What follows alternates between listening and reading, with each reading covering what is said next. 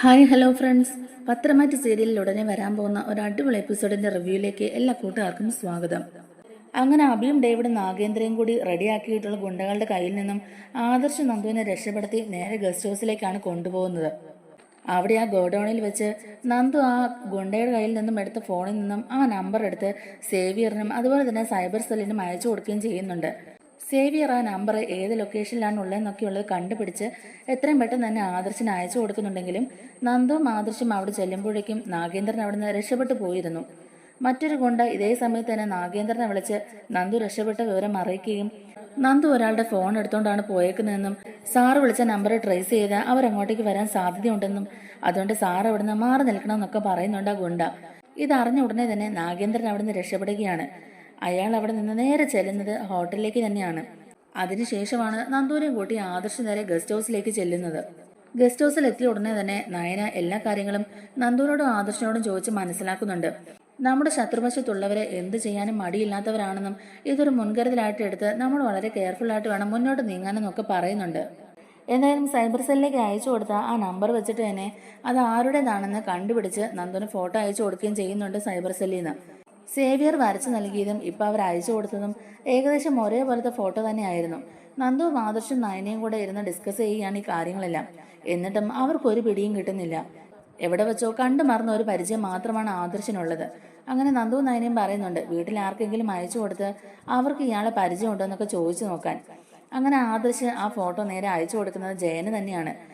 എന്തായാലും മുത്തശ്ശനും അച്ഛനും ഒക്കെ ഇയാളെ പെട്ടെന്ന് തന്നെ തിരിച്ചറിയാൻ സാധിക്കുമായിരിക്കും. നമ്മുടെ കമ്പനിയിൽ നേരത്തെ ജോലി ചെയ്തിട്ടുള്ള ആളാണെങ്കിൽ അവർക്ക് പെട്ടെന്ന് തന്നെ തിരിച്ചറിയാൻ സാധിക്കുമല്ലോ. ഇയാൾക്ക് നമ്മളോട് ഇത്രയധികം ശത്രുത കാണിക്കേണ്ട കാര്യമുണ്ടെന്നൊക്കെയുള്ളത് അവർക്ക് ചിലപ്പോൾ മനസ്സിലാവും എന്നൊക്കെ പറഞ്ഞുകൊണ്ട് തന്നെ ഈ ഫോട്ടോ ജയൻ അയച്ചു കൊടുക്കുകയും ചെയ്യുന്നുണ്ട്. ഇയാളെക്കുറിച്ച് എന്തെങ്കിലും ഒരു വിവരം കിട്ടിയാൽ നമ്മുടെ അച്ഛനും മുത്തച്ഛനും ഒക്കെ ഇയാളുടെ ബാക്ക്ഗ്രൗണ്ട് അറിയാമെങ്കിൽ നമ്മുടെ അന്വേഷണത്തിന് അതൊരു പുതിയ വഴിത്തിരിവാവെന്ന് പറയുകയാണ് നയനും ആദർശും. നമ്മുടെ തറവാടിനെയും സ്ഥാപനങ്ങളെയൊക്കെ തകർക്കാൻ മാത്രം ഇയാൾക്ക് നമ്മളോട് ഇത്രയും ശത്രുത വരാൻ കാരണം എന്താണെന്നൊക്കെ കണ്ടുപിടിക്കണമെന്നും പറയുന്നുണ്ട് നയന. അങ്ങനെ ആദർശ് അയച്ചു കൊടുത്ത നാഗേന്ദ്രന്റെ ഫോട്ടോ കണ്ടിട്ട് ജയൻ ആകെ ഷോക്കായിരിക്കുകയാണ്. പക്ഷേ ആദർശ് എന്തിനാണ് ഇത് അയച്ചു കൊടുത്തതെന്ന് ജയൻ ഇപ്പോഴും മനസ്സിലാവുന്നില്ല കേട്ടോ. ജയൻ ആദർശ് അയച്ചു കൊടുത്ത നാഗേന്ദ്രന്റെ ഫോട്ടോ ദേവയാനിയും കാണിക്കുന്നുണ്ട്. ദേവയാനിക്കും അത് ആരാന്ന് വ്യക്തമായിട്ട് മനസ്സിലാവുന്നില്ല കേട്ടോ. എവിടെയോ കണ്ടു പരിചയമുള്ള ഒരു മുഖം അത്ര മാത്രമേ ദേവയാനിക്ക് മനസ്സിലാവുന്നുള്ളൂ. ജയൻ പറയുന്നുണ്ട് ഇത് നാഗേന്ദ്രനാണെന്നും വർഷങ്ങൾക്ക് മുമ്പ് ജ്വല്ലറിൽ തിരിമറി നടത്തുകയും കള്ളക്കടത്ത് സ്വർണം കൊണ്ടുവന്ന് വിറ്റതിന്റെ പേരിലൊക്കെ അച്ഛൻ ഇവനെ അപമാനിച്ച് അടിച്ചിറക്കി വിട്ടതാണെന്നും ആ ഒരു പകയും വൈരാഗ്യമൊക്കെ മനസ്സിൽ കൊണ്ട് നടക്കുകയാണെന്നും അന്ന് തന്നെ അയാൾ എന്നെ വിളിച്ച് സംസാരിച്ചപ്പോൾ അയാളുടെ മനസ്സിൽ നമ്മുടെ അച്ഛനോടും നമ്മളോടും ഒക്കെ എത്രമാത്രം ശത്രുതയുണ്ടെന്നും വൈരാഗ്യം ഉണ്ടെന്നൊക്കെ ഉള്ളത് എനിക്ക് മനസ്സിലായ കാര്യമാണെന്നൊക്കെ പറയുന്നുണ്ട്. അന്ന് അയാൾ ഒരു കാര്യം പറഞ്ഞിരുന്നു, എന്തെങ്കിലും ഒരിക്കലും അയാൾ തിരിച്ചു വരുമെന്നും ഇതിനൊക്കെ തക്കതായ ഒരു തിരിച്ചടി തരുമെന്നും ഒക്കെ. അന്ന് അനന്തപുരിയുടെയും മൂർത്തീസ് ജ്വല്ലറിയുടെയൊക്കെ നാശമായിരിക്കുമെന്ന് അയാളന്ന് പറഞ്ഞത്. അതൊക്കെ ഞാനന്ന് ഒരു ചെവി കൂടെ കേട്ട് മറു ചെവി കൂടെ കളയുകയാണ് ചെയ്തത്. എന്നാൽ ഇപ്പൊ അതൊക്കെ കാര്യമായിട്ട് ചിന്തിക്കേണ്ട സമയമായിരിക്കാം. ഇപ്പൊ ഉണ്ടായ പ്രശ്നങ്ങൾക്കെല്ലാം കാരണം ഇവനാണെന്ന് എനിക്കിപ്പോൾ നല്ല സംശയമുണ്ട്. ഒന്നുകിൽ നമ്മൾ സംശയിക്കുന്ന പോലെ തന്നെ എയും ജ്വല്ലറിയുമായി എന്തോ ഒരു ബന്ധം ഇയാൾക്ക് ഉണ്ടാവണം. ഈ നാഗേന്ദ്രനും എയും ജ്വല്ലറിയും തമ്മിൽ എന്തോ ഒരു കണക്ഷൻ ഉള്ളതായിട്ടാണ് എൻ്റെ മനസ്സ് പറയുന്നത്. എന്തായാലും ഇത് ആദർശ് അയച്ചു തന്ന ഫോട്ടോ ആണ്. ഇതിന്റെ പിന്നിൽ എന്തോ ഒരു കാര്യമുണ്ടെന്നുള്ളത് ഉറപ്പാ. ഇതേപ്പറ്റി അച്ഛനോട് കൂടി ഒന്ന് സംസാരിക്കണം എന്ന് പറഞ്ഞു തന്നെ ജയൻ ആദർശ് അയച്ചു കൊടുത്ത ഫോട്ടോയുമായി മുത്തശ്ശന്റെ അരിയിലേക്ക് ചെല്ലുന്നുണ്ട്. പത്രം വായിച്ചുകൊണ്ടിരുന്ന മുത്തശ്ശൻ നാഗേന്ദ്രനെ കാണുമ്പോഴേക്കും ശുഭിതനാവുകയാണ്. എന്തിനാണിപ്പോൾ ഇവന്റെ ഫോട്ടോ നീ എന്നെ കാണിക്കുന്നത് എന്നും പറഞ്ഞുകൊണ്ട് തന്നെ ജയനോട് ചൂടാവുകയാണ് മുത്തശ്ശൻ. ജയൻ പറയുന്നുണ്ട് ഇത് ആദർശ് അയച്ചു തന്ന ഫോട്ടോ ആണച്ചാ, ഇത് ആരാണെന്ന് അറിയാമോ അവൻ ചോദിച്ചതെന്നൊക്കെ പറയുകയാണേ. ഇത് നാഗേന്ദ്രനാണെന്ന് എനിക്ക് കണ്ടപ്പോൾ തന്നെ മനസ്സിലായി. പക്ഷെ ഞാനത് അവനോട് പറഞ്ഞില്ല. നമ്മുടെ ശത്രു ആരാണെന്ന് കണ്ടുപിടിക്കാനുള്ള തീവ്ര പരിശ്രമത്തിലാണല്ലോ ആദർശ്. അവന്റെ അന്വേഷണത്തിന്റെ ഭാഗമായി നാഗേന്ദ്രന്റെ ഫോട്ടോ അവന്റെ കയ്യിൽ കിട്ടിയതായിരിക്കും. ഇനിയൊരു പക്ഷേ നമ്മുടെ ശത്രുവിനെ മറഞ്ഞിരുന്ന് ഇവൻ സഹായിക്കുന്നുണ്ടോന്നും എനിക്കൊരു ചെറിയ സംശയമുണ്ടെന്നൊക്കെ പറയുകയാണ് ജയൻ. അപ്പൊ മുത്തശ്ശൻ പറയുന്നുണ്ട് നാഗേന്ദ്രനെ കുറിച്ച് കേൾക്കാൻ പോലും ഞാൻ ഇഷ്ടപ്പെടുന്നില്ല. അത്രയ്ക്ക് വെറുപ്പും ദേഷ്യവുമാണ് എന്റെ മനസ്സിൽ. അവൻ ഇവിടെ ഉണ്ടായിരുന്ന സമയത്ത് എന്തൊക്കെ ചെയ്തിട്ടുണ്ടെന്ന് നിനക്കറിയാവല്ലോ ജയ. അവനെ ഞാൻ ഈ തറവാട്ടിൽ നിന്ന് അടിച്ചിറക്കി വിട്ടത് എന്തിനാണെന്ന് നിനക്കറിയാവല്ലോ. അങ്ങനെയുള്ളപ്പോ ഈ ഫോട്ടോയുമായിട്ട് നീ എന്റെ മുമ്പിലേക്ക് വന്നത് എന്തിനാ? നിന്റെ മോൻ എന്നെ ദേഷ്യം പിടിപ്പിക്കാൻ വേണ്ടിയിട്ടാണോ ഈ ഫോട്ടോ നിനക്ക് അയച്ചു തന്ന് എന്നെ കാണിക്കാൻ പറഞ്ഞത് എന്നൊക്കെ ഇങ്ങനെ മുത്തശ്ശൻ ചോദിക്കുമ്പോഴേക്കും ജയൻ പറയുന്നുണ്ട് അങ്ങനെയാണെങ്കിൽ ഇത് ആരാണെന്ന് അറിയാമോന്ന് ചോദിച്ചാൽ അവൻ ഈ ഫോട്ടോ എനിക്ക് അയക്കില്ലല്ലോ അച്ഛാ. അവന്റെ അന്വേഷണത്തിൽ എവിടെയോ അവൻ ഇയാളിലേക്ക് എത്തിപ്പെട്ടു. അപ്പൊ ഇത് ആരാണെന്ന് അറിയാൻ വേണ്ടിയിട്ടായിരിക്കും അവൻ എന്നോട് ചോദിച്ചത്. ചിലപ്പോൾ നമുക്ക് ഇയാളെ കുറിച്ച് എന്തെങ്കിലുമൊക്കെ അറിയാമെന്ന് അവൻ വിചാരിച്ചിട്ടുണ്ടാവും. എന്തായാലും ഇത് നാഗേന്ദ്രനാണെന്നുള്ള കാര്യം അവനറിയില്ല. മുത്തശ്ശൻ പറയുന്നുണ്ട്, അങ്ങനെയാണെങ്കിൽ കുഴപ്പമില്ല. എന്തായാലും നാഗേന്ദ്രനെ ഞാൻ ഇവിടുന്ന് അടിച്ചിറക്കി വിടുന്ന സമയത്ത് അനിയും ആദർശും അഭിയും ഒക്കെ ചെറിയ കുട്ടികളായിരുന്നല്ലോ. അതുകൊണ്ട് അവൻ അത്ര ഓർമ്മ കിട്ടാൻ സാധ്യതയില്ല. അതുകൊണ്ട് എന്നെ ദേഷ്യം പിടിപ്പിക്കാൻ അയച്ചതല്ലായിരിക്കും എന്നൊക്കെ മുത്തശ്ശൻ പറയുകയാണ്. എന്നിട്ടും യഥാർത്ഥ ശത്രുവിനെ ഇപ്പോഴും അവൻ കണ്ടുപിടിച്ചിട്ടില്ല.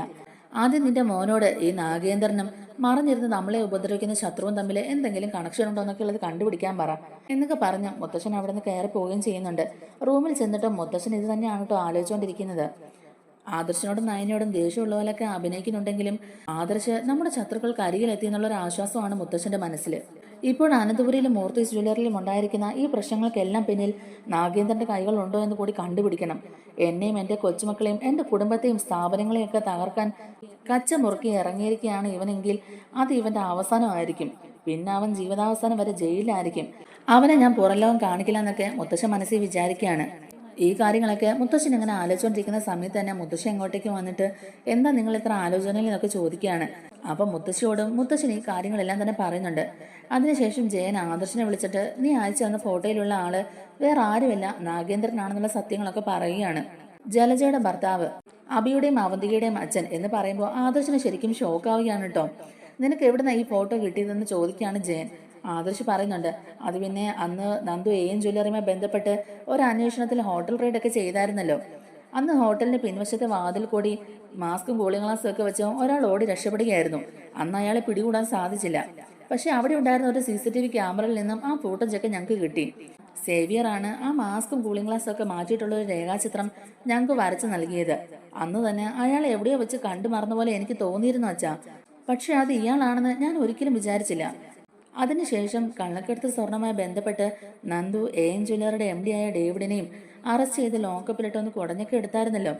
അതിന് പകരം വീട്ടാനായി ഇന്നലെ രാത്രി നന്ദുവിന് നേരെ ഒരു ആക്രമണം ഉണ്ടായച്ചാ. ആ ഗുണ്ടകളുടെ കയ്യിൽ നിന്ന് തലനാരഴിക്കാൻ ഞാൻ നന്ദുവിനെ രക്ഷപ്പെടുത്തിയത്. എന്തായാലും ആ ഗുണ്ടകളെല്ലാം അടിച്ചൊതുക്കി നന്ദുവിനെ രക്ഷപ്പെടുത്തി. അവിടെ വെച്ച് അതിലൊരു ഗുണ്ടയുടെ ഫോൺ സെർച്ച് ചെയ്തപ്പോൾ അതിലൊരു നമ്പർ കിട്ടി. ആ നമ്പർ ട്രേസ് ചെയ്ത് ഞങ്ങൾ ആ ലൊക്കേഷനിലേക്കൊക്കെ പോയെങ്കിലും അവിടെ ആളെ പിടികൂടാൻ കഴിഞ്ഞില്ല. ആ സമയം കൊണ്ട് തന്നെ അയാൾ അവിടെ നിന്ന് രക്ഷപ്പെട്ടു പോവുകയും ചെയ്തു. പിന്നീട് നന്ദുവിനെയും കൂട്ടി ഞാൻ നമ്മുടെ ഗസ്റ്റ് ഹൗസിലേക്കാണ് പോയത്. നന്ദു ആ നമ്പർ ഉടനെ തന്നെ സൈബർ സെല്ലിലേക്ക് അയച്ചു കൊടുത്തപ്പോൾ ഇയാളുടെ വ്യക്തമായ ഒരു ഫോട്ടോ കിട്ടുകയും ചെയ്തു. അതാ ഞാൻ അച്ഛൻ അയച്ചതെന്ന് പറയുകയാണ് ആദർശ്. ജയൻ ചോദിക്കുന്നുണ്ട്, നമ്മുടെ ശത്രുക്കൾ ഇത്രയും ക്രൂരത ചെയ്യാൻ മടിയില്ലാത്തവരാണെന്നുള്ളത് നമുക്ക് നേരത്തെ അറിയാവുന്ന കാര്യമല്ലേ മോനെ? എന്നിട്ട് നന്ദുവിന് വേറെ കുഴപ്പമൊന്നും ഇല്ലല്ലോ അല്ലേ? അല്ല, കനകയും ഗോവിന്ദനും ഒക്കെ ഈ വിവരം അറിഞ്ഞായിരുന്ന മോനെ എന്നിങ്ങനെ ചോദിക്കുമ്പോഴേക്കും തന്നെ ആദർശ് പറയുന്നുണ്ട്, ഇല്ലച്ചാ അവരെ അറിയിക്കേണ്ടെന്ന് നന്ദു തന്നെയാ പറഞ്ഞത്. അവരെ അറിയിച്ചാ അവരും ഇനി വെറുതെ ടെൻഷൻ അടിക്കുകയല്ലേ. അങ്ങനെ ടെൻഷൻ അടിക്കാൻ മാത്രം വേറെ കുഴപ്പങ്ങളൊന്നും ഉണ്ടായില്ല. കറക്റ്റ് സമയത്ത് അവിടെ ചെന്നുകൊണ്ട് നന്ദുവിനെ രക്ഷപ്പെടുത്താൻ സാധിച്ചു. ഇല്ലെങ്കിൽ അവർ നന്ദുവിനെ കൊന്നു കളയാനാച്ചാ തീരുമാനിച്ചിരുന്നത്. എന്തായാലും അങ്ങനെ ഒന്നും സംഭവിക്കാഞ്ഞത് നന്നായി. നെറ്റിയിൽ അത്ര സാരമില്ലാത്തൊരു മുറിവുണ്ട്. അവളെ ഞാൻ ഹോസ്പിറ്റലിൽ കൊണ്ടുപോയായിരുന്നു. എന്നിട്ടാണ് ഞാൻ ഗസ്റ്റ് ഹൗസിലേക്ക് കൊണ്ടുപോയത്. ഇപ്പൊ അവൾ ഗസ്റ്റ് ഹൗസിലുണ്ട്, വേറെ കുഴപ്പമൊന്നുമില്ല എന്നൊക്കെ പറയുകയാണ് ആദർശ്. എന്നിട്ട് ആദർശ് ചോദിക്കുന്നുണ്ട്, ഈ ഫോട്ടോ അച്ഛൻ വേറെ ആരെങ്കിലും കാണിച്ചായിരുന്നോ എന്ന്? നീ അയച്ചു തന്ന ഫോട്ടോ ഞാൻ അച്ഛനെ കാണിച്ചായിരുന്നു മോനെ. അയാളെ കണ്ടപാട് തന്നെ അച്ഛൻ കലിപ്പിലായി. നീ മനഃപൂർവ്വം അച്ഛനെ ദേഷ്യപ്പെടുത്താനായിട്ട് അയച്ചതാണെന്ന് അച്ഛൻ ആദ്യം തന്നെ ചോദിച്ചത്. പിന്നെ നിനക്ക് നാഗേന്ദ്രനെ ശരിക്കും അറിയില്ലല്ലോ. നീയും അബിയും അനിയൊക്കെ കുഞ്ഞായിരുന്നപ്പോൾ തന്നെ മുത്തച്ഛൻ അയാളെ ഇവിടെ നിന്ന് അടിച്ചിറക്കി വിട്ടതല്ലേ. അതുകൊണ്ട് നിനക്ക് അയാളെ അറിയാത്തത് കൊണ്ടാണ് നീ ആ ഫോട്ടോ അയച്ചു തന്ന് ഇത് ആരാണെന്ന് അറിയാമെന്ന് ചോദിച്ചെന്നൊക്കെ ഞാൻ അച്ഛനോട് പറഞ്ഞു. എന്തായാലും ഒരു കാര്യം നമ്മൾ ശ്രദ്ധിക്കണം മോനെ. ഇത്രയും നാളുകൾക്ക് ശേഷം അവൻ തിരിച്ചു വന്നതിൽ എന്തോ ഒരു ഗൂഢതന്ത്രമുണ്ട്. നമ്മൾ ശ്രദ്ധയോടെ തന്നെ ഇരിക്കണം എന്നൊക്കെ പറയുകയാണ് ജയൻ. ആദർശ് പറയുന്നുണ്ട്, നമ്മുടെ യഥാർത്ഥ ശത്രു ഇയാളാണെന്ന് എനിക്ക് നല്ല സംശയമുണ്ട് അച്ഛാ. ഇക്കാര്യത്തിൽ മറിഞ്ഞിരുന്ന് നമ്മളെ ആരോ സഹായിക്കാനും ശ്രമിക്കുന്നുണ്ട്.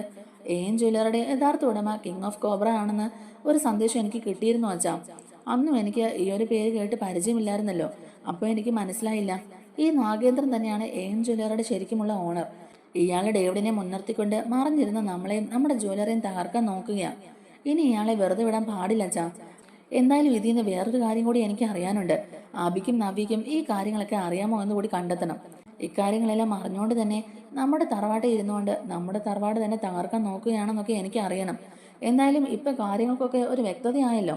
നമ്മുടെ ശരിക്കുള്ള ശത്രു ഇയാൾ തന്നെയാണെന്നുള്ളത് ഉറപ്പാക്കണം. എന്നിട്ട് വേണം മുത്തശ്ശന്റെ മുമ്പിൽ ഇയാളുടെ ചീട്ട് കീറാൻ എന്നൊക്കെ പറയുന്നുണ്ട് ആദർശ്. എന്തായാലും നമ്മൾ ഇയാളെ തിരിച്ചറിഞ്ഞു എന്നുള്ള വിവരം ആരും ഇപ്പൊ അറിയണ്ട. അവരുടെ അടുത്ത നീക്കം എന്താണെന്ന് കൂടി നമ്മൾ അറിയേണ്ടതുണ്ട്. അതുകൊണ്ട് ഇപ്പൊ ഈ വിവരം ലീക്ക് ഔട്ട് ആകാതിരിക്കുന്നതാണ് നല്ലതെന്നൊക്കെ ആദർശ് പറഞ്ഞിട്ട് തന്നെ അങ്ങനെ അവർ ആ കാര്യം സംസാരിച്ചിട്ട് ഫോൺ വെക്കുകയാണ്. നമ്മുടെ യഥാർത്ഥ ശത്രുവിനെ ആദർശ് കണ്ടെത്തി എന്നൊക്കെ ജയൻ ദേവയാനോട് പറയുകയാണ് കേട്ടോ. എന്ത് ചെയ്യാനും മടിയില്ലാത്ത കൂട്ടരാണെന്നും അതുകൊണ്ട് ഇപ്പൊ ഇതൊന്നും ആരെ അറിയിക്കട്ടെന്നൊക്കെ ആദർശ് പറയുന്നത്. എന്തായാലും എനിക്കൊരു കാര്യം ഉറപ്പായി ദേവയാനി, നമ്മുടെ മോനെ എത്രയും പെട്ടെന്ന് തന്നെ തറവാട്ടിലേക്ക് തിരിച്ചെത്തും എന്നുള്ള കാര്യം എനിക്കിപ്പോ ഉറപ്പായി. അക്കാര്യത്തിൽ എനിക്കിപ്പോ ഒരു സംശയവും ഇല്ല. നമ്മുടെ മോൻ ശത്രുവിന്റെ അടുത്തെത്തി കഴിഞ്ഞു. അച്ഛന്റെ മനസ്സിലെ തെറ്റിദ്ധാരണയൊക്കെ മാറ്റി പൂർവാധികം ശക്തിയോടെ നയനമോളെയും കൂട്ടി നമ്മുടെ മോൻ തലയെടുപ്പോടെ തന്നെ തിരികെ തറവാട്ടിലേക്ക് തിരിച്ചെത്തുമെന്നൊക്കെ പറഞ്ഞ് സന്തോഷിച്ചിരിക്കുകയാണ് ജയനും ദേവയാനിയും. എന്നാൽ നന്ദുവിനെ കൊലപ്പെടുത്താൻ ഇട്ട പദ്ധതിയൊക്കെ പാളിപ്പോയതിന്റെ ദേഷ്യത്തിലാണ് നാഗേന്ദ്രനും അബിയും ഡേവിഡും അവന്തികയും ഒക്കെ. ഇക്കാര്യത്തിൽ നാഗേന്ദ്രയും അബിയും ഡേവിഡും ഒക്കെ ചർച്ച ചെയ്യുകയും ചെയ്യുന്നുണ്ട്. കറക്റ്റ് സമയത്ത് നന്ദുവിനെ രക്ഷിക്കാൻ ആദർശ് അവിടെ എത്തിയതിൽ എന്തോ ഒരു ചതി നടന്നിട്ടുണ്ടെന്ന് തന്നെ അബി പറയുകയാണ്. അല്ലെങ്കിൽ ആ കറക്റ്റ് സമയത്ത് അവൻ എങ്ങനെ ആ ഗോഡൌണിലേക്ക് എത്തി, നമ്മൾ അവളെ അങ്ങോട്ടേക്കാണ് കൊണ്ടുപോയെന്നുള്ളത് അവൻ എങ്ങനെ അറിഞ്ഞു?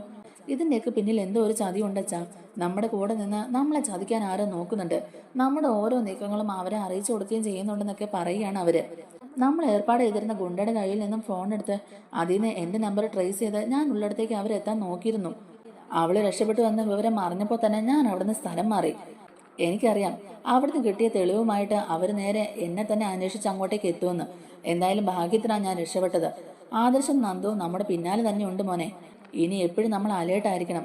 കാര്യങ്ങളൊക്കെ ഇത്രത്തോളം എത്തിയ സ്ഥിതിക്ക് ഇനി വിജയം നമുക്ക് തന്നെ ആയിരിക്കണം. അവരുടെ മുമ്പിൽ നമ്മൾ തോൽക്കാൻ പാടില്ല. മൂർത്തിയോടുള്ള എന്റെ പകയും വൈരാഗ്യവും വാശിയും ഒക്കെ കാരണമാണ് ഞാൻ ഇത്രയും കഷ്ടപ്പെട്ട് ഇതൊക്കെ കെട്ടിപ്പൊക്കിയത്. അയാളുടെ മുമ്പിൽ എനിക്ക് ജയിച്ചേ പറ്റുള്ളൂ, അല്ലാതെ ഇതിനൊരു അവസാനമില്ല. ഞാൻ അനുഭവിച്ച അപമാനങ്ങൾക്കും വേദനകൾക്കും ഒക്കെ അയാളോടും അയാളുടെ കുടുംബത്തോടും ഒക്കെ എനിക്ക് പകരം വീട്ടണം എന്നൊക്കെ ദേഷ്യപ്പെട്ട് പറയാട്ടോ നാഗേന്ദ്രൻ. പിന്നൊരു കാര്യം, നമ്മുടെ കൂട്ടത്തിൽ നിന്നോണ്ട് നമ്മളെ ആരോ ചതിക്കുന്നുണ്ട്. അതാരാണെങ്കിലും, അത് നമുക്ക് എത്ര വേണ്ടപ്പെട്ടവരാണെങ്കിലും അവർ പിന്നെ ഈ ഭൂമിയിൽ ജീവിച്ചിരിക്കാൻ പാടില്ല. ആരാണെങ്കിലും ഒരു തെളിവും അവശേഷിക്കാതെ തീർത്തേക്കണം തന്നെ തീർത്ത് പറയുകയാണ് നാഗേന്ദ്രൻ. എന്നിട്ട് അവന്തികയോടായിട്ട് പറയുന്നുണ്ട്, ഇതിനിടയിലെ എത്രയും പെട്ടെന്ന് തന്നെ അവന്തിക മോളും അനിയും തമ്മിലുള്ള വിവാഹം നടന്നിരിക്കണം. അതിനുശേഷം മാത്രമേ മൂർത്തി ഞാനാണ് ഇതിന്റെ പിന്നിലെന്ന് അറിയാൻ പാടുള്ളൂ എന്നൊക്കെ പറയുകയാണ്. അനിയുമായുള്ള വിവാഹം നടത്താൻ അവന്തിക ആഞ്ഞു പരിശ്രമിക്കുന്നുണ്ടെങ്കിലും അനി ഒരു നടക്കും അടുപ്പം കാണിക്കാത്തത് അവന്തിയേക്കും നാഗേന്ദ്രനൊക്കെ ഒരു വെല്ലുവിളിയാവുകയും ചെയ്യുന്നുണ്ട്. എന്നാൽ അച്ഛനും മക്കളും ഒറ്റക്കെട്ടായി നിന്നുകൊണ്ടാണ് അനന്തപുരിയെയും അതുപോലെ മൂർത്തി ജ്വല്ലറിയൊക്കെ തകർക്കാൻ നോക്കുന്നതും അത് കൈപ്പിടിയിൽ ഒതുക്കാൻ നോക്കുന്നതെന്നൊക്കെയുള്ളത് അവരാരും തന്നെ മനസ്സിലാക്കുന്നുമില്ല. എന്നാൽ നന്ദുവിനെ കൊലപ്പെടുത്താനുള്ള ഇവരുടെ പ്ലാനൊക്കെ പൊളിഞ്ഞതിലുള്ള സന്തോഷം നമ്മുടെ നവ്യയ്ക്കുമുണ്ട്. ഞാൻ ജീവനോടുള്ളിടത്തോളം കാലം എൻ്റെ അനിയത്തിമാരുടെ ജീവിതം വെച്ച് കളിക്കാൻ ഞാൻ സമ്മതിക്കില്ലടാ. നിന്നെ വിശ്വസിച്ചുകൊണ്ട് എന്തായാലും എൻ്റെ ജീവിതം ഇല്ലാതായി. എൻ്റെ അനിയത്തിമാരെങ്കിലും അവരാഗ്രഹിച്ച പോലെ നല്ല രീതിക്ക് ജീവിക്കണം. മുത്തച്ഛനെയും മുത്തശ്ശിയും അതുപോലെ ഈ തറവാട്ടിൽ താമസിക്കുന്ന എല്ലാവരോടും ഞാൻ എത്രമാത്രം മോശമായിട്ട് പെരുമാറിയിട്ടുണ്ട്. അവരുടെയൊക്കെ മനസ്സ് വിഷമിപ്പിക്കുന്ന പോലെ ഞാൻ എന്തൊക്കെ കാര്യങ്ങൾ ചെയ്തിട്ടുണ്ട്. അതിനൊക്കെ പകരമായിട്ട് എന്നെക്കൊണ്ട് കഴിയും പോലെ എല്ലാ സഹായവും ഞാൻ അവർക്ക് വേണ്ടി ചെയ്യും.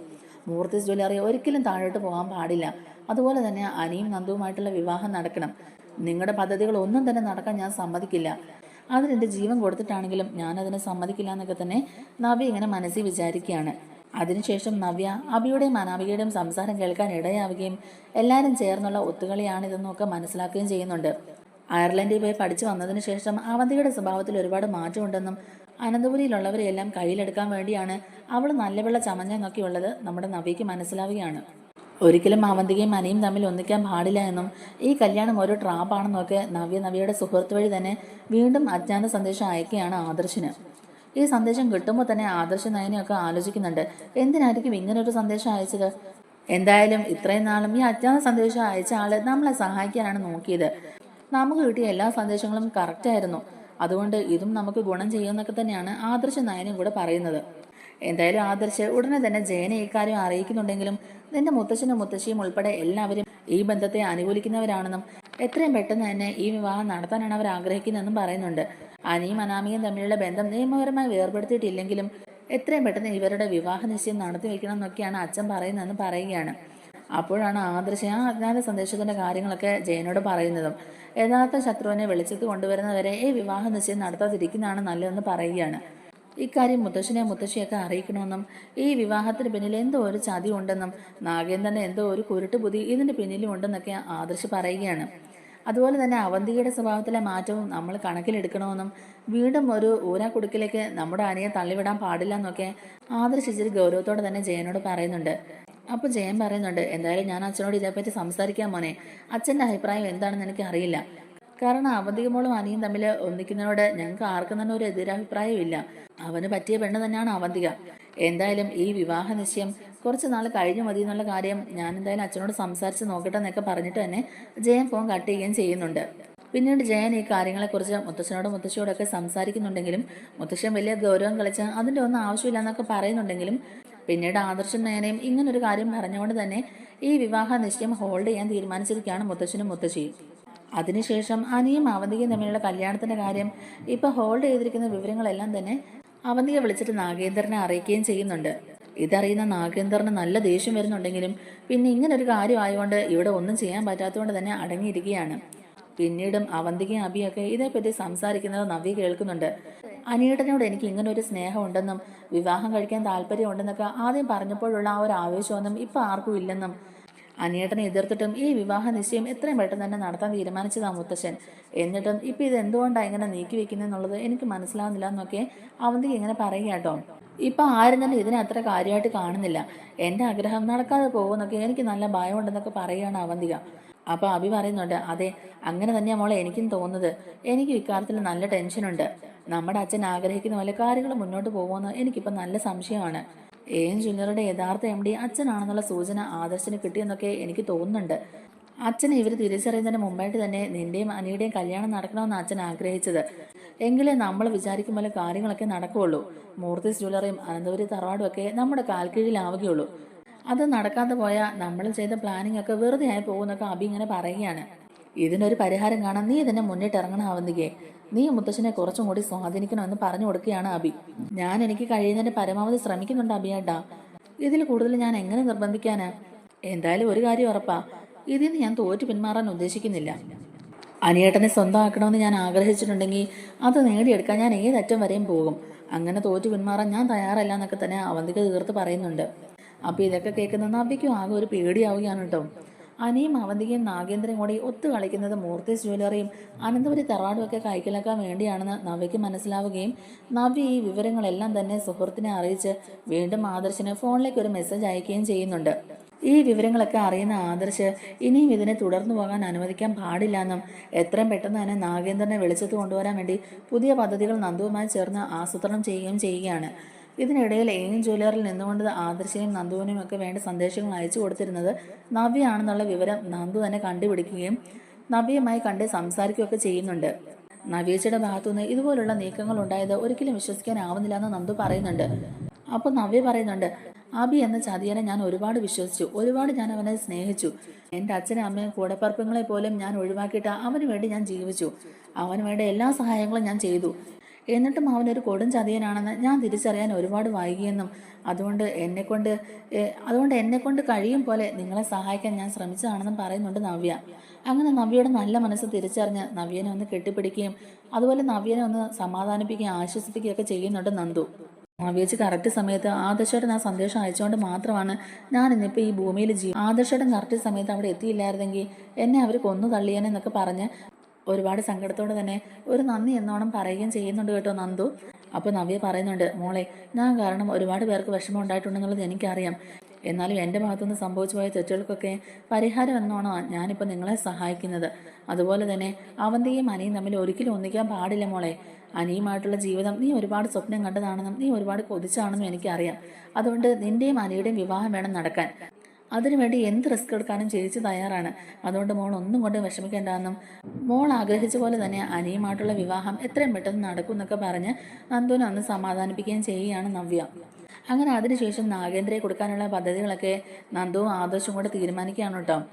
അന്ന് ആ ഗുണ്ടയുടെ ഫോണിൽ നിന്നും എടുത്ത ഫോൺ നമ്പറൊക്കെ ട്രേസ് ചെയ്ത് നാഗേന്ദ്രനെ അയാളുടെ ഹോട്ടലിൽ നിന്നും തന്നെ പിടികൂടുകയാണ് നന്ദു. നാഗേന്ദ്രന്റെ ഫുൾ ഹിസ്റ്ററിയും നന്ദു കണ്ടെത്തിയെടുക്കുകയാണ്. തറവാട്ടിൽ നിന്ന് അയാളെ അപമാനിച്ച് ഇറക്കി വിട്ടതിന് ശേഷം അയാൾ എവിടെയായിരുന്നു എന്നും അയാൾ എങ്ങനെയാണ് ഇതുപോലൊരു സാമ്രാജ്യം കെട്ടിപ്പടുത്തിയതെന്നും ദുബായിൽ വെച്ച് അയാളുടെ ശരിക്കുള്ള ബിസിനസ് എന്തായിരുന്നുവെന്നും കള്ളക്കടത്ത് സ്വർണം ഇറക്കുമതി ചെയ്യുന്നതുമായി ബന്ധപ്പെട്ട എല്ലാ രേഖകളും നന്ദു കണ്ടെത്തിയെടുക്കുകയാണ്. അതോടൊപ്പം തന്നെ നാഗേന്ദ്രൻ അവന്തിയും അബിയുമായിട്ട് ഇപ്പോഴും ബന്ധം പുലർത്തുന്നുണ്ടെന്നും അവരെ എല്ലാ കാര്യത്തിനും സഹായിക്കുന്നത് നാഗേന്ദ്രനാണെന്നും ഉൾപ്പെടെ എല്ലാ കാര്യങ്ങളും കണ്ടെത്തുകയാണ് അബിയും നന്ദുവും കൂടെ. എന്നാൽ ജലജ ഇതൊന്നും തന്നെ അറിഞ്ഞിട്ടുണ്ടായിരുന്നില്ല. നാഗേന്ദ്രനാണ് ജ്വല്ലറിയുടെ MD എന്നും അയാളുടെ തിരിച്ചുവരവാണ് ഈ പ്രശ്നങ്ങൾക്കെല്ലാം കാരണമെന്നും മൂർത്തീസ് ജ്വല്ലറിയും അനന്തപുരിയൊക്കെ തകർക്കാൻ വേണ്ടി അയാൾ കച്ചകെട്ടി ഇറങ്ങിയതാണെന്നും ഡേവിഡിനെ മുൻനിർത്തിക്കൊണ്ട് അയാളായിരുന്നു എല്ലാം പ്ലാൻ ചെയ്തുകൊണ്ടിരുന്നത് എന്നുള്ള കാര്യങ്ങളെല്ലാം തന്നെ ജലജ ഒരുപാട് വൈകിയാണ് കേട്ടോ അറിയുന്നത്. ഇതൊക്കെ അറിയുമ്പം ജലജയ്ക്ക് ഒരുപാട് വിഷമാവുകയും ചെയ്യുന്നുണ്ട്. പെട്ടെന്ന് ഒരു ദിവസം തൻ്റെ ഭർത്താവും മക്കളും ഒക്കെ ചേർന്നാണ് ഇങ്ങനെ ഒരു നാടകം കളിച്ചിരുന്നതെന്നും തന്നെ ഇതിൽ നിന്നും എല്ലാം ഒഴിവാക്കിയെന്നൊക്കെ അറിയുമ്പോഴേക്കും ജലജയ്ക്കും അതറിയുമ്പോൾ ഒരുപാട് വിഷമമൊക്കെ ആവുന്നുണ്ട്. അങ്ങനെ നാഗേന്ദ്രയും അബിയും ഡേവിഡിനെയൊക്കെ നന്ദു അറസ്റ്റ് ചെയ്യുകയും ചെയ്യുകയാണ് കേട്ടോ. അങ്ങനെ ജ്വല്ലറിയിലെ തിരിമറി നടത്തിയതിൻ്റെ പേരിലും കള്ളക്കടത്ത് സ്വർണം ഇറക്കുമതി ചെയ്യുന്നതിൻ്റെ പേരിലും അതുപോലെ തന്നെ ഡയമണ്ട് ആഭരണങ്ങളിൽ കൃത്രിമം കാണിച്ച് വിൽക്കുന്നതും ഡ്യൂപ്ലിക്കേറ്റ് ഡയമണ്ട് വിറ്റതിനും കൊലക്കുറ്റത്തിനും അങ്ങനെ പല കാരണങ്ങൾ ചൂണ്ടിക്കാണിച്ചുകൊണ്ട് തന്നെ 3 പേരെയും അറസ്റ്റ് ചെയ്ത് ലോക്കപ്പിലാക്കുകയാണ് നന്ദു. അനഘയോടും തൻ്റെ ചേച്ചിയോടും കാണിച്ച ക്രൂരതയ്ക്കും ചതിക്കും അതുപോലെ തന്നെ അനഘയെ കൊല്ലാൻ നോക്കിയതിലുമൊക്കെ ആബിക്കും കണക്കിന് കൊടുക്കുന്നുണ്ട് കേട്ടോ നന്ദു. അങ്ങനെ ഇതുവരെ ചെയ്ത എല്ലാ തെറ്റുകൾക്കും നല്ല ശിക്ഷ തന്നെ മേടിച്ചു കൊടുക്കുകയാണ് നന്ദു. മൂർത്തീസ് ജ്വല്ലറിയുടെ യഥാർത്ഥ ശത്രുവിനെ കണ്ടെത്തി അവരെ തകർത്ത് തരിപ്പണമാക്കിക്കൊണ്ട് തന്നെ മുത്തശ്ശൻ ആഗ്രഹിച്ചതുപോലെ നയനെയും കൂട്ടി ആദർശ തിരികെ അനന്തപുരി തറവാട്ടിൽ എത്തുകയാണ്. അധികം വൈകാതെ തന്നെ എൻ ജ്വല്ലറി എന്ന സാമ്രാജ്യം പൂട്ടിക്കെട്ടി സീൽ വെക്കുകയും ചെയ്യുന്നുണ്ട്. മുത്തശ്ശന്റെ സ്വാധീനമൊക്കെ ഉപയോഗിച്ച് മേലുദ്യോഗസ്ഥരെ കണ്ട് ഡേവിഡിനും നാഗേന്ദ്രയ്ക്കും കിട്ടുന്നതിന്റെ പരമാവധി ശിക്ഷ തന്നെ മേടിച്ചു കൊടുക്കുകയാണ്. അവർ ജീവിതാവസാനം വരെ ജയിലിൽ തന്നെ കിടക്കണമെന്നും അവരിനി പുറം ലോകം കാണാൻ പാടില്ല എന്നൊക്കെ മുത്തശ്ശൻ പറയുന്നുണ്ട്. എന്നാൽ തറവാട്ടിൽ നിന്നുകൊണ്ട് ഇത്രയധികം പ്രശ്നങ്ങൾക്ക് കൂട്ടുനിന്ന അബിയെയും അവന്തികയും ജലജയൊക്കെ മുത്തശ്ശൻ തറവാട്ടിൽ നിന്ന് പുറത്താക്കുകയും ചെയ്യുന്നുണ്ട്. എന്നാൽ എല്ലാം കൊണ്ടും തകർന്നു പോയ നവ്യനെ എല്ലാവരും ചേർത്ത് പിടിക്കുകയാണ് കേട്ടോ. മുത്തശ്ശനും ജയനും അജയനും ആദർശും നയനയും ഉൾപ്പെടെ എല്ലാവരും നവ്യയ്ക്ക് വേണ്ടി എല്ലാ സപ്പോർട്ടും ചെയ്യുന്നുണ്ട്. നവ്യയുടെ ഇഷ്ടം പോലെ നവ്യയ്ക്ക് എന്ത് വേണമെങ്കിലും ചെയ്യാമെന്നും അതിനി ആരും ഒരു തടസ്സമാവില്ലെന്നും അതുപോലെ ഇനിയുള്ള കാലം നവ്യയ്ക്ക് എവിടെ ജീവിക്കാനാണോ ആഗ്രഹം അവിടെ ജീവിക്കാമെന്നും ജലജയ്ക്കും അബിക്കും ഒക്കെ കൊടുക്കാനായിട്ട് മാറ്റിവെച്ചിരുന്ന ആ ഒരു സ്വത്തുക്കൾ മുഴുവൻ നവ്യയുടെയും കുഞ്ഞിന്റെയും പേരിൽ എഴുതി കൊടുക്കുകയും ചെയ്യുകയാണ് മുത്തശ്ശൻ. അങ്ങനെ മൂർത്തീസ് ജ്വല്ലറിയുടെയും അനന്തപുരം തറവാടിന്റെയും പഴയ ഒരു പ്രശസ്തിയും പ്രൗഢിയും ഒക്കെ തിരിച്ചു കിട്ടിയിരിക്കുകയാണ്. അങ്ങനെ വലിയൊരു പ്രശ്നങ്ങൾക്കൊടുവിൽ എല്ലാവരും വീണ്ടും സന്തോഷത്തിലായിരിക്കുകയാണ്. നമ്മുടെ ഇവിടെ ഇഷ്ടപ്പെടുകയാണെങ്കിൽ ഒന്ന് ലൈക്ക് ചെയ്യാനും നമ്മുടെ ചാനൽ കൂടി ഒന്ന് സബ്സ്ക്രൈബ് ചെയ്ത് സപ്പോർട്ട് ചെയ്യാനും മറക്കല്ലേ. താങ്ക്